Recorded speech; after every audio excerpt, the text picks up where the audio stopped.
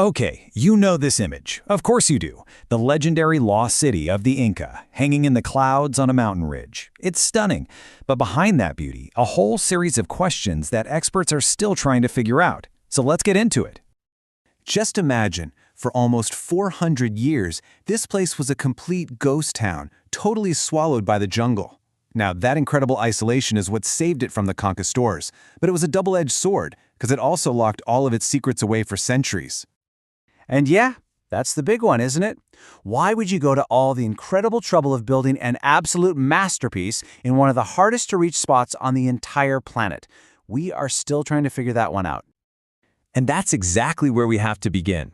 The fundamental reason this place even exists is still one of the most fascinating debates in all of history. Let's put that in perspective.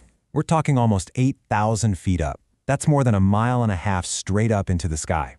The sheer level of ambition is just staggering. And honestly, it only makes the mystery of why they did it even deeper. So what was it? A vacation home for the emperor? A super sacred site for rituals? Maybe a giant observatory for watching the stars? The truth is, we just don't know for sure. And here's the kicker. The Inca had no written language. So the city itself is the only clue we have. Which brings us to our next huge mystery. It's not just about why they built it. It's about how they built it. And this is where things get really mind-bending. So here's the quick and dirty timeline. They start building around 1450. People live there for just over 100 years, and then, poof, it's empty. Left to the jungle until it gets rediscovered in 1911. All that work for a city that was lived in for a blink of an eye, historically speaking. Yeah, you heard that right. 50 tons. Some of the individual granite blocks here weigh as much as an adult humpback whale. Now, how in the world do you move a whale-sized rock up the side of a mountain? And this is the part where your brain just starts to short-circuit. They had no iron or steel tools, no wheels, no oxen or horses to pull anything. It was all bronze, stone, and pure human muscle. The gap between their tools and their achievement is just unbelievable. And just look at this. It really puts the challenge into perspective. We've got steel drills, diamond saws, and heavy machinery. They were achieving results that are tough for us even today, but they were doing it all by hand. The skill and planning involved had to be on another level. And they didn't just move these giant stones, they shaped them with impossible precision. They used this technique called ashlar masonry, where stones are cut so perfectly they fit together without any mortar. We're talking joints so tight, you can't even slip a knife blade between them. This quote just says it all, doesn't it? Modern engineers are still studying Machu Picchu, basically trying to reverse engineer these techniques that were perfected over 500 years ago and then just lost to time.